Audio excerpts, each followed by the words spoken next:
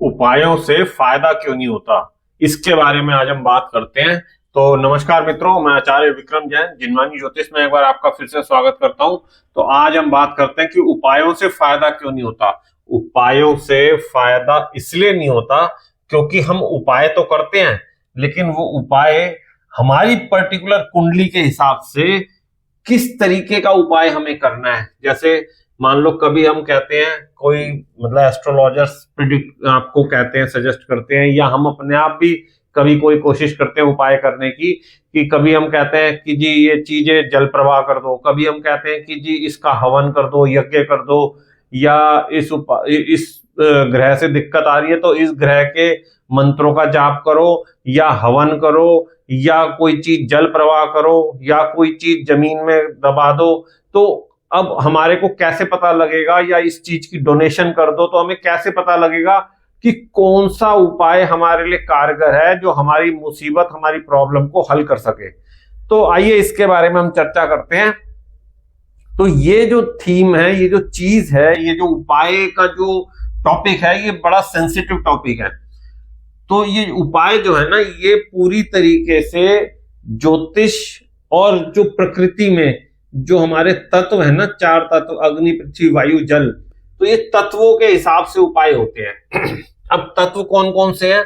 अग्नि तत्व है, पृथ्वी तत्व, वायु और जल, चार तत्व हो गए हमारे ये।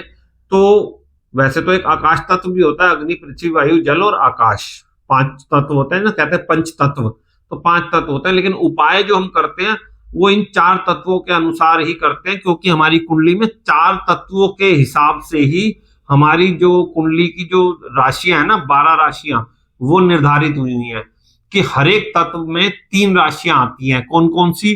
जैसे अग्नि तत्व है, अग्नि तत्व में कौन कौन सी राशि आती है? मेष राशि, सिंह राशि और धनु राशि, यानी 1, 5 और 9। ऐसे ही अग्नि के बाद है पृथ्वी तत्व। पृथ्वी तत्व में कौन सी राशियां आती है? 2, 6 और 10, यानी कि वृषभ राशि, 6 कन्या राशि और मकर राशि। ऐसे ही अग्नि पृथ्वी वायु। उसके बाद वायु तत्व आता है। तो वायु तत्व में कौन कौन सी राशियां आती है? वायु तत्व में आती है 3, 7 और 11, यानी कि मिथुन राशि और तुला राशि और कुंभ राशि। अब आ गया चौथा जल तत्व। जल तत्व में कौन कौन सी राशियां आती है? जल तत्व में आती है 4, 8 और 12, यानी कि कर्क राशि, वृश्चिक राशि और मीन राशि। तो ये तो हो गया राशियां। तो राशियों के हिसाब से मैंने आपको बताया कौन कौन से तत्वों के हिसाब से कौन कौन सी राशियां हैं। अब उपाय कैसे करने हैं हमारे को? अब उपाय ऐसे करने हैं कि जैसे कोई ग्रह है, हमारा कोई ग्रह किसी पर्टिकुलर राशि में या किसी पर्टिकुलर भाव में दिक्कत दे रहा है हमारे को, तो हमें यह देखना होगा कि वो कौन सी राशि या कौन से भाव में हमें दिक्कत दे रहा है, उसके हिसाब से हमें उपाय करने हैं। जैसे कि अगर कोई अग्नि तत्व की राशि में जो कोई ग्रह हमारे को प्रॉब्लम दे रहा है, तो उसके लिए कैसे उपाय करें? तो उसके लिए हमारे को, क्योंकि अग्नि है तो अग्नि का मतलब है अग्नि जलनी चाहिए, प्रज्वलित होनी चाहिए। तो अग्नि प्रज्वलित कैसे होगी? हवन यज्ञ करने से, या धूनी देने से, या सूर्य, भगवान सूर्य अग्नि के सबसे बड़े प्रतीक हैं, भगवान सूर्य को अर्घ देने से। तो इन चीजों से अगर हम करते हैं तो हमारे को अग्नि तत्व से रिलेटेड जो प्रॉब्लम है वो हल होगी, एक चीज। दूसरी चीज में एक और आपको महत्वपूर्ण चीज ये है कि जरूरी नहीं है कि हमारे को कोई ग्रह नुकसान दे रहा है या कोई ग्रह प्रॉब्लम दे रहा है, या किसी ग्रह की वजह से नुकसान कोई ग्रह नहीं देता, किसी ग्रह की वजह से हमें कष्ट हो रहा है हमारी कुंडली के हिसाब से, तो उसी के ही उपाय करे जाते हैं। कई बार क्या होता है कि हमारे को किसी चीज की बढ़ोतरी भी करनी होती है, तो उस जो कोई ग्रह में जैसे फायदा दे रहा है या किसी ग्रह से हमें अच्छे फल प्राप्त हो रहे हैं, तो हम चाहते हैं और अच्छे फल प्राप्त हो उस ग्रह से, तो हम उसके लिए भी उपाय करते हैं, तो उसकी हम पावर बढ़ाते हैं। तो पावर बढ़ाने के लिए भी हमारे को ऐसे ही उपाय करने होते हैं, और पावर कम करने के लिए भी, कि जो अगर कोई हमारे को नकारात्मक प्रभाव मिल रहा है उस ग्रह का, तो उस ग्रह के नकारात्मक प्रभाव को हम कैसे कम करें, तो वो भी इन्हीं उपायों के द्वारा किया जाता है। तो अब जैसे कोई पृथ्वी तत्व की राशि में कोई ग्रह है और वो प्रॉब्लम दे रहा है, तो उसके लिए हम क्या क्या उपाय कर सकते हैं? उसके लिए सबसे पहला उपाय जो पृथ्वी तत्व के लिए बताया गया कि अपनी जिम्मेदारियों का निर्वाह बिल्कुल जो है ना ईमानदारी से करो, सबसे पहली चीज तो। दूसरी चीज, क्योंकि पृथ्वी तत्व है, तो पृथ्वी तत्व जो है, जो जितने भी रत्न निकलते हैं हमारे, जो जेमस्टोन्स होते हैं हमारे, नीलम पन्ना, पुखराज, मोती, ये वो, तो ये सारे के सारे जमीन में से यानी पृथ्वी में से निकले होते हैं, भूगर्भ में से निकले होते हैं। तो इनको धारण करने से अत्यधिक फल मिलता है, मतलब बहुत जल्दी असर मिलता है। कई बार क्या होता है कि लोग बिना पूछे रत्न धारण कर लेते हैं कोई सा भी, और फिर कहते हैं नहीं नहीं इसमें तो फायदा नहीं हो रहा, मेरे को तो पता ही नहीं चल रहा, या जिन एस्ट्रोलॉजर से उन्होंने पूछा होता है, या वो बता देते हैं कि जी ये वाला स्टोन पहन लो। अब वो स्टोन तो पहन लेते हैं, लेकिन वो स्टोन पहनने से कोई असर नहीं होता, तो इल्जाम किस पे आता है? ज्योतिषी पे, कि भाई ये ज्योतिषी ठीक नहीं है और इसने ना खराब स्टोन दे दिया हमारे को, नकली स्टोन दे दिया हमें, या ये स्टोन काम नहीं कर रहा जी। लेकिन वो इस वजह से काम नहीं कर रहा कि भाई वो नकली है, इस वजह से नहीं कर रहा, वो इस वजह से नहीं कर रहा क्योंकि वो आपकी कुंडली के हिसाब से आपको स्टोन जो है वो असर कम करेगा, या 10 या 15 या 20% असर करेगा सिर्फ। तो जिन लोगों की कुंडली में कोई ग्रह है जो पृथ्वी तत्व राशि में बैठा है या ऐसे भाव में बैठा है, तो और वो नकारात्मक फल दे रहा है, तो उसको सही करने के लिए या उससे थोड़ा सा रिलैक्सेशन के लिए आप रत्न भी धारण कर सकते हैं। और पेड़ पौधों की सेवा, क्योंकि पेड़ पौधे क्या है, पेड़ पौधे जमीन में उगते हैं, तो पेड़ पौधों की सेवा या उस पर्टिकुलर जो ग्रह परेशान कर रहा है या जिस ग्रह से आपको पीड़ा हो रही है, उस ग्रह से रिलेटेड जो जड़ी बूटियां या जो पेड़ पौधे हैं उनकी सेवा करना। तीसरी चीज कि जमीन में, जैसे हम कहते हैं कि जमीन में दबा दो, तो दबाने वाले जो काम होते हैं, जब वो पृथ्वी तत्व राशि में या पृथ्वी तत्व के जो उसमें है भाव में अगर कोई ग्रह है, तो तब उस समय वो दबाने वाला काम कारगर सिद्ध होता है। और जड़ी बूटियों द्वारा, जैसे मैंने बताया कि जड़ी बूटियों द्वारा जो उपाय होते हैं वो भी जब पृथ्वी तत्व में होते हैं, जब होते हैं। अब पृथ्वी के बाद आ गया वायु तत्व। तो वायु तत्व में मैंने बताया जैसे मिथुन, तुला या कुंभ राशि। तो अब इन राशियों में या इन भावों में अगर कोई ग्रह, हमारे को किसी ग्रह से पीड़ा हो रही है, परेशानी हो रही है, तो उस ग्रह का उपाय कैसे करें? तो वायु मतलब हवा। तो हवा, हम जब मंत्रों का जाप करते हैं तो मुंह से हवा निकलती है। मंत्र उच्चारण जब हम करते हैं तो वो सारे ब्रह्मांड में हमारे जो मंत्रों की उच्चारण जो हम करते हैं उसकी जो ऊर्जा है वो पूरे ब्रह्मांड में आ जाती है। पूरा ब्रह्मांड यानी वायु तत्व में पूरे में फैल जाती है। तो आप मंत्रों का उच्चारण कर सकते हैं, ध्यान कर सकते हैं, मेडिटेशन कर सकते हैं, प्राणायाम कर सकते हैं रोज सुबह। और सबसे जरूरी चीज, जो एयर पॉल्यूशन है ना उसको कंट्रोल कर सकते हैं, मतलब वायु तत्व को रोक सकते हैं, वायु तत्व को कंट्रोल कर सकते हैं, वायु तत्व को खराब होने से बचा सकते हैं। ठीक है, उसके भी आगे से कई सारे तरीके हैं भाई, वायु तत्व को कंट्रोल कैसे, मतलब बचाया कैसे जा सकता है, तो उसके भी कई सारे तरीके हैं कि भाई पेड़ पौधे लगा लो, पॉल्यूशन कम कर लो, या नॉइस पॉल्यूशन भी एक वायु तत्व का ही पॉल्यूशन होता है, तो वो मत करो। तो अब वो भी आगे फर्दर जो है ग्रहों के हिसाब से होते हैं कि मान लो बुध खराब है या बुध की वजह से दिक्कत आ रही है और वो वायु तत्व में है, मतलब वायु तत्व के भाव में या वायु तत्व की राशि में, और अगर बुध खराब हो गया तो बुध क्या है, पेड़ पौधे बुध है, तो पेड़ पौधे, छोटे पेड़ पौधे जो होते हैं वो बुध होते हैं, तो वो मत करो। या नॉइस पॉल्यूशन होता है वो भी बुध से होता है, तो आवाज, क्योंकि आवाज का प्रतीक है, तो वो चिल्ला चिल्ला के मत बोलो, शोर मत मचाओ, तो वो सारी चीजें जो है ऐसे कंट्रोल होती हैं। अब बात करते हैं जल तत्व के बारे में। तो जल तत्व की कौन कौन सी राशियां, जैसे मैंने बताया कर्क, वृश्चिक और मीन राशि, ये जलीय राशियां होती हैं। तो अब इसमें क्या होता है, जो भी ग्रह से हमें पीड़ा है, उस ग्रह की जो चीजें हैं संबंधित, उन चीजों का जल प्रवाह करना। जैसे आए दिन सुनते हैं हम कि जी आप इस चीज का जल प्रवाह कर दो, उस चीज का जल प्रवाह कर दो। तो जल प्रवाह कब फायदा करेगा, जब आपका जल तत्व में वो ग्रह होगा जो ग्रह से आपको पीड़ा हो रही है। या दूध या जल का दान करना, या जो जलीय क्षेत्र होते हैं जितने भी, जैसे कई जगह, जैसे अभी हमने कई जगह हम सुनते हैं कि जी वहां स्विमिंग पूल में या बच्चे नदी में नहा रहे हैं, तो वहीं पे उन्होंने गंदा कर दिया, शौच कर दिया, कुछ कर दिया, तो उससे जलीय तत्व खराब हो गया।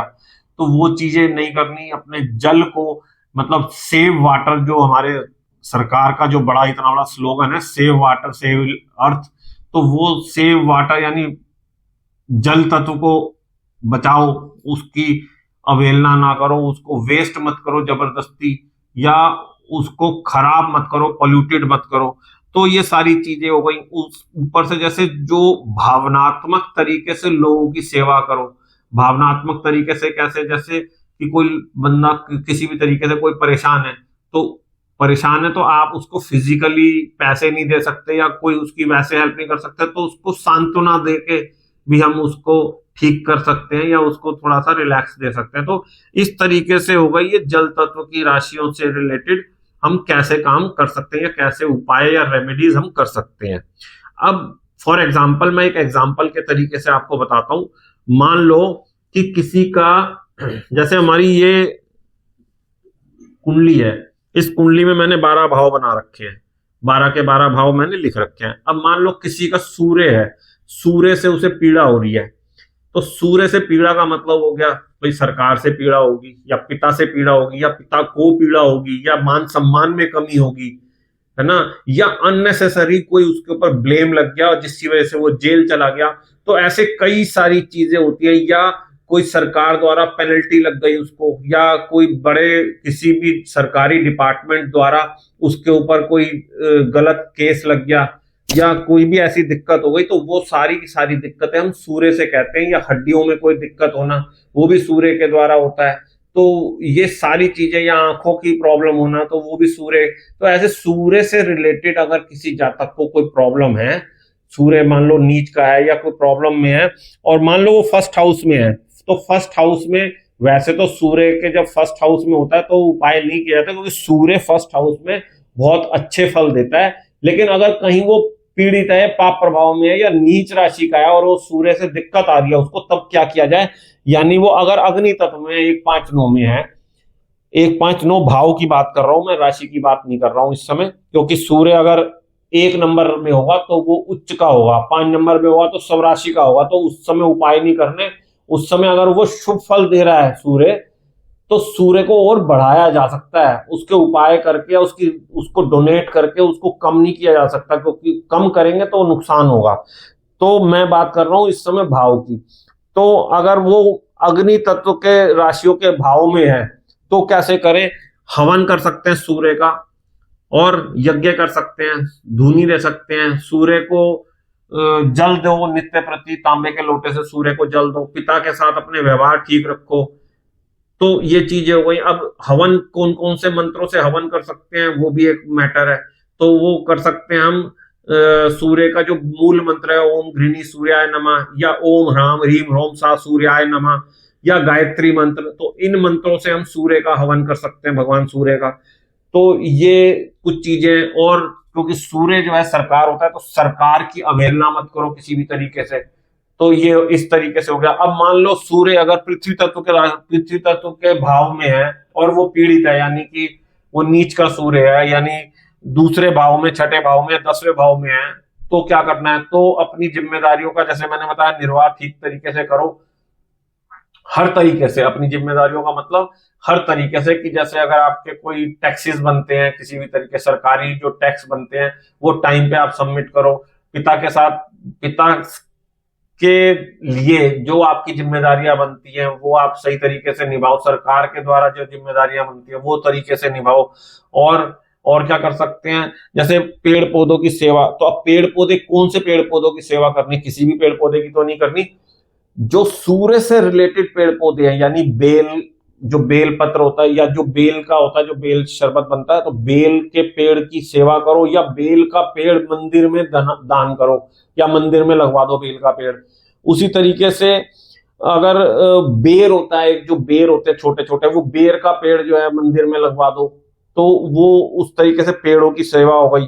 उसके अलावा दान आपने करना है, तो जैसे सूर्य की, जैसे मैंने बताया, जड़ी बूटियों के द्वारा, तो सूर्य से रिलेटेड जो जड़ी बूटियां हैं, मान लो जैसे अदरक है, लौंग है, इलायची है, तो ये चीजों का, दालचीनी है, तो इन चीजों का आप दान कर सकते हो।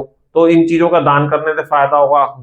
रतन धारण क्या कर सकते हैं हम? रुद्राक्ष धारण कर सकते हैं। वो और डिटेल में कुंडली देख के पता लगेगा अलग स्पेसिफिकली कि कौन से कितने मुखी का आपको रुद्राक्ष धारण करना है।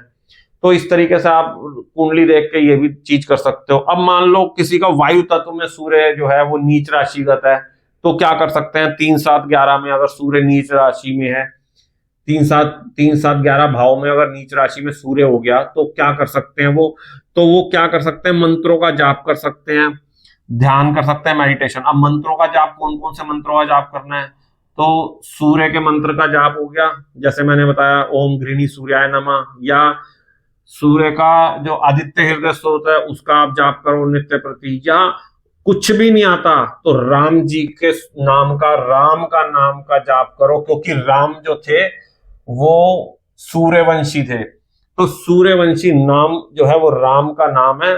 जैसे चंद्रमा के लिए हम कृष्ण जी को देखते हैं क्योंकि कृष्ण जी चंद्रवंशी थे, ऐसे सूर्यवंशी थे राम। तो अगर आप सिर्फ राम का नाम भी लेते हो, राम के नाम की माला भी जपते हो, तब भी आपको सूर्य से शुभ फल प्राप्त होंगे और बहुत गजब के फल प्राप्त होंगे। तो अब बात करते हैं जल राशि में। अगर मान लो जलीय तत्व के भाव में, यानी 4 8 12 भाव में अगर सूर्य नीच का हो गया और वो परेशान हो रहे हो आप, मतलब जो सूर्य से रिलेटेड जो एट्रीब्यूट्स होते हैं, उनके जो तत्व होते हैं, उनसे दिक्कत आ रही है आपको, तब क्या कर सकते हैं, तो जल प्रवाह, जैसे मैंने लिखा था कि जल प्रवाह कर सकते हैं, तो क्या कर सकते हैं। अब जैसे केसर है, केसर सूर्य का ही वो है कारक, तो केसर को गंगा जल में, गंगा जल आ गया जल, तो गंगा जल में मिला के सूर्य केसर को और वो अपने माथे पे तिलक कर सकते हैं, और जल में मिलाकर ही लगाना है उसको, वो भी गंगा जल में, ठीक है। ऊपर से तांबे के लोटे को लेकर, क्योंकि तांबे का लोटा जो है वो अगेन सूर्य का कारक तत्व है, मतलब तांबा जो है सूर्य का, तांबा जो है कारक तत्व है सूर्य का, तो तांबे के लोटे से सूर्य को नित्य प्रति जल देना, वो भी जो है यहाँ जल तत्व की राशियों के लिए फायदेमंद है, ठीक है। ऊपर से क्या कर सकते हैं हम, सूर्य को अर्घ देने, या और दूसरा एक और तांबे का गिलास या कोई भी लोटा लेके आप उसी में ही अपना जल ग्रहण करें नित्य प्रति, तो भी आपको उस चीज से फायदा मिलेगा। और क्या कर सकते हैं, नीम के पेड़ की सेवा करें, नीम के पेड़ को जल दें, अगेन हम जल यूज कर रहे हैं उसमें, नीम के पेड़ को जल दें, और नीम के पत्तों के द्वारा पानी में डालें, अपने नहाने के पानी में, और नीम के पत्तों के पानी से आप नहाएं, तो इन चीजों से आपको फायदा मिलेगा। तो ऐसे ही सभी ग्रहों के बारे में हम तत्वों के हिसाब से ये देख सकते हैं कि कौन से तत्व के भाव में वो ग्रह जो है वो पीड़ित है, और उसकी वजह से हमारे को पीड़ा या हमारे को नकारात्मक फल प्राप्त हो रहे हैं, तो उसके हम उपाय करके उससे थोड़ा सा रिलीफ ले सकते हैं। खत्म नहीं होंगे बिल्कुल भी, लेकिन रिलीफ ले सकते हैं। और इसी तरीके से अगर कोई शुभ फल दे रहा है हमारे को, कोई ग्रह कोई अच्छे फल दे रहा है, तो उसके उपाय भी हम इसी तरीके से कर सकते हैं। तो ये करने से उसकी सकारात्मकता भी बढ़ेगी, सकारात्मकता बढ़ेगी। उस केस में क्या है कि डोनेशन नहीं करनी होती, किसी भी चीज की डोनेशन नहीं करनी होती। अब जैसे सूर्य है, गेहूं भी जो है वो सूर्य का ही प्रतिनिधित्व करता है। तो अगर अग्नि तत्व में मान लो हमारा सूर्य है, तो गेहूं का दान हम कर सकते हैं। अगर अग्नि तत्व भाव में है, भाव की बात कर रहा हूं मैं, राशि की बात नहीं कर रहा, अग्नि तत्व भाव में अगर, यानी 1 5 9 भाव में सूर्य है और वो नीच राशि का है, यानी कि तुला राशि का अगर है, तो हम गेहूं का दान कर सकते हैं। अगर उससे पीड़ा हो रही है तब, अननेसेसरी हमने गेहूं का दान नहीं करना सूर्य को लेके पर्टिकुलरली। बाकी और ग्रहों के अलग अलग इसी तरीके से हम उपाय निकालते हैं कि कौन से ग्रह का हम कैसे उपाय करें, वो हम तत्व के हिसाब से देखेंगे और राशि के हिसाब से देखेंगे, तब हमें वो एग्जैक्ट रिजल्ट देता है। आशा करता हूं ये वीडियो आपको अच्छी लगी होगी, और मैं चाहता हूं कि आप इस इंफॉर्मेशन को ज्यादा से ज्यादा शेयर कीजिएगा और लाइक कीजिएगा। बहुत बहुत धन्यवाद।